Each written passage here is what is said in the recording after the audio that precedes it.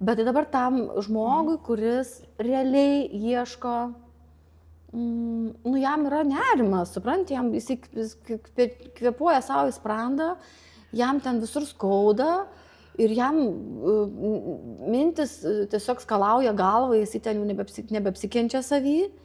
Kaip jam įsivaizduoti, kaip atrodo ta sesija, atėjus pas tą biodinamistą į kabinetą?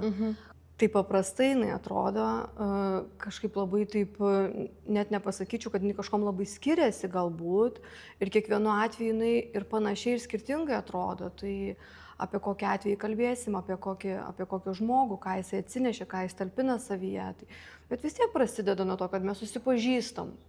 Žmogus pažindinasi su manimi, aš su juo, mes kalbamės, bendraujam ir tada kažkaip paaiškėja situacija, kas ten skaudenasi, kas ten vyksta, kur deficitas, ko reikėtų,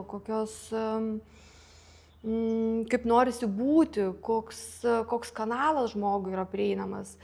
Vieniem yra labai lengva eiti prie savo vidaus per verbalinį kalbėjimą, kitam labai sunkiai renkasi žodžiai ir jis turi tikrai neblogą priėjimą prie kūno.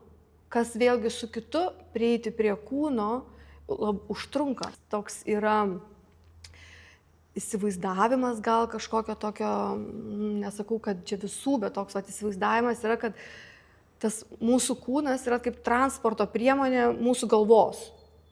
Ta vežioja galvą mūsų kūnas ir mes taip gyvenam.